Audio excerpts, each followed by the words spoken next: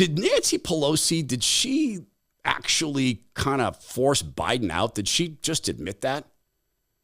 I think she did just admit that.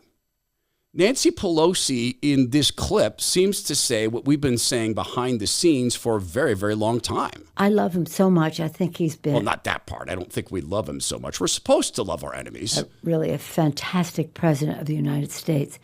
So I really wanted him to make a decision of a better campaign, because they were not facing the fact of what was happening. Just a little background. I've never been that impressed with his political operation. Biden's operation. Yeah, I'm not. I mean, I just happened it. They won the White House. Bravo. Right. Mm-hmm. But so my concern was this ain't happening. And we have to make a decision for this to happen. And the president has to make the decision for that to happen. Let me just say, Wait. We have to make we have to make the decision. And the president has to make the decision. Did you see the order in which those thoughts came out of her mouth? Back to this. I knew what I was doing at that time. I knew what I was doing in the whole thing, not just that show. And what was that? That Donald Trump would never set foot in the White House again. She's committed to that, man. How's that feel to you? To have this woman with all this earthly power that she thinks is eternal power. You know she thinks that, right? Doesn't it seem to you that she thinks she has eternal power? How's it feel to have her tell you that she will make sure that Donald Trump never sets foot in the White House again? Okay, you could say that's political, but look at what they've been willing to do. And then look at what Elon Musk just did and the response to this. I wish they'd actually put some thought into this presentation, maybe have a camera on Trump and a camera on Elon. It could have been so much more fun to watch. I mean, this is basically a listening to event, but this is, in fact, a huge shift in media. There's a reason that Fox News ignored it largely. I mean, you could say it's not news that President Trump did an interview, but with Elon Musk, two billionaires sitting down and on a platform that has nothing to do with TV, a platform we were told was dying. You'll hear part of this and then see some of the media response to this. And I'll explain why I think this is a watershed moment and incredibly important, because it takes me back to my days being a media strategist for Microsoft and then consulting Hollywood companies, studios and the like, on what was coming. There is a lot coming their way, and this was a sign of that. Life comes at you, right? There's that whole saying, life comes at you fast. I learned the other day, someone with whom I work is taking magnesium breakthrough, and she only now just really told me. I guess she'd mentioned it, but I don't have permission to share what she said, although she did say she really likes it. In fact, she bought more of it. I wish I could actually release who this person is, but she's not being paid for that. She's not being paid to endorse this. In fact, she bought it with her own money when she could have come to me and said, hey, bro, how about helping out a sis and giving me some Mag Breakthrough for free? Now, she did go get the free bottle first. I don't want to give away who I'm talking about, because it's a very big secret. But she did actually go to magbreakthrough.com/ToddFree, get a free bottle, and then went and bought more. You can have this too. It's 7 forms of magnesium that does this. Number 1, it helps regulate the stress hormone cortisol and 600 other body interactions, like inducing regularity, helping your body with digestion. 80% of Americans are short on magnesium, which is some of the reasons they have these issues, such as cramping or the inability to sleep well. I mean, the stress hormone cortisol can make it very difficult to sleep. By the way, it also encourages your body to store fat. Magnesium Breakthrough, for me, is a protocol. It's 2 hours before bed, 2 to 3 tablets, depending on how the day's gone, how much caffeine I've had. And the change is this: I just feel relaxed, which encourages sleep and allows me to stay asleep. You can't get the free bottle at Amazon. You can't get it through Google.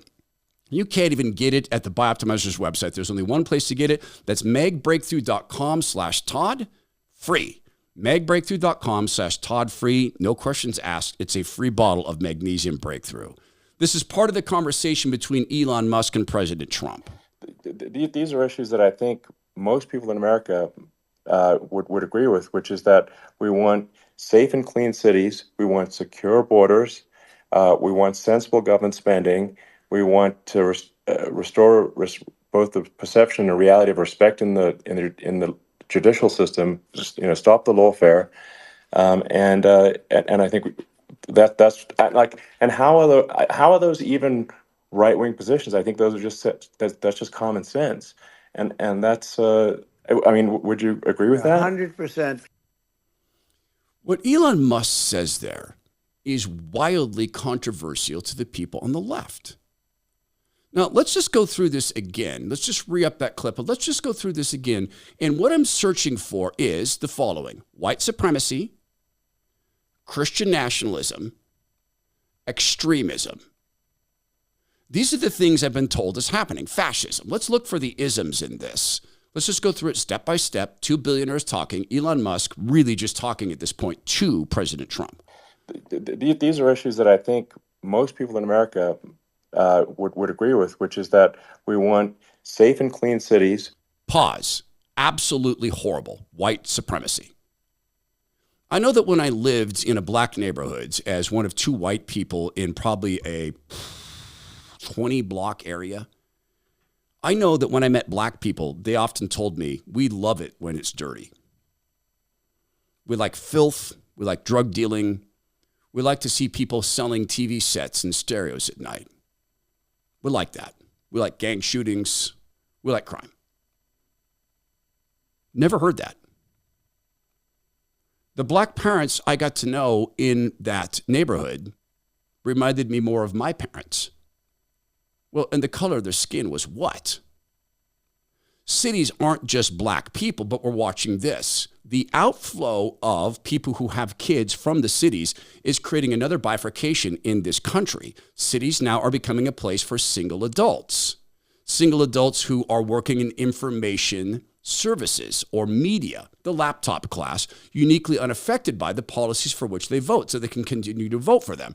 Whereas people who have kids are moving into the suburbs. And people are leaving the city to have kids. It's another country within a country environment. But that statement, where's the white supremacy? Where's the ism, the racism? We want secure borders. We want sensible government spending. We want secure borders. Well, that's racism. Because if you don't open your house and just leave the windows open and the doors open, then you are a flat racist. Or house is different. Okay, well then your workplace. If you don't let anybody walk through your workplace at any time of day for any reason at all, you're clearly racist. Well, wait, that's just a workplace. Okay, let's just do this. Your kids' schools. There's no reason to secure those. Don't be racist. None of this can stand up against even the slightest scratching on it to check it for logic.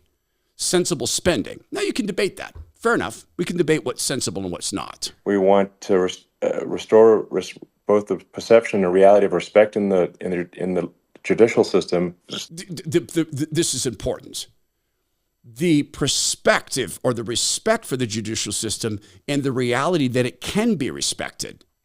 He's talking to a man who had one misdemeanor blown up into 36 felonies illegally by a judge who told the jury, you do not need to have a unanimous verdict.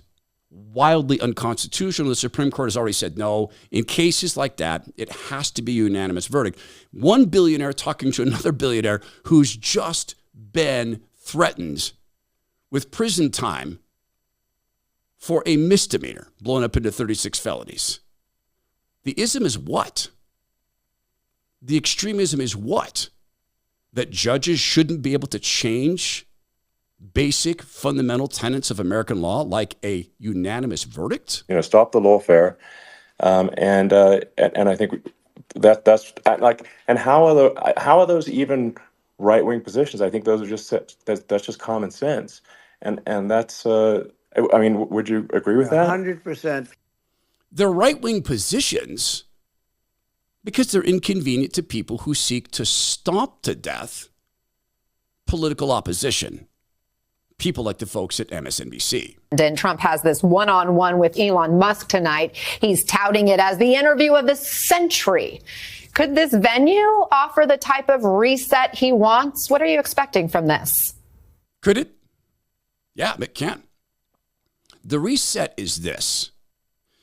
Elon Musk is not the free speech absolutist he likes to think he is, or he'd fire his CEO who loves censorship.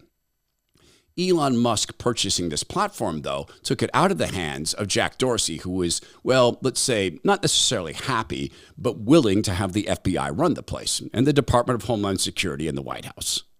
The watershed is this. As the share of the Mockingbird media's influence over American society continues to erode and decrease, they continue down the same path, which is meddling in elections, and it becomes more and more clear that bifurcation I talked about with the cities, people who have kids fleeing the cities, people in the cities not having kids, the suburbs becoming the place that people who have kids live or people who want to have kids move. The cities are the place where the Mockingbird media is consumed. The rural areas are the place where people are steering around the Mockingbird media. It's a country within a country, but the watershed moment is this. No filter. That was a 2-hour conversation. President Trump and Elon Musk talking on cell phones for 2 hours can't be done in the Mockingbird media where time is shelf life. It can be done in settings like this or on Joe Rogan's program, where he'll often do 2-hour interviews. It is, in fact, a review method. Kamala Harris, who hopes to be the official figurehead, cannot compete in that environment because Kamala Harris does not exist. Donald Trump does. Kamala Harris has the morals of a glass of water. Well, not even a glass of water, the morals of water. She'll fit into any container she has, any container she's presented that will bring her power. I'm not saying that Donald Trump is really morally founded upon Christianity. I think he's getting there. I think almost dying really got him there. I know Elon Musk doesn't serve the Lord Jesus, but I know this. A 2-hour conversation between two men allows us to measure the fruits of their labors. It allows us to try to observe in them any semblance of love as communicated through the Bible, and it allows us to take their measure as they are not on a prompter.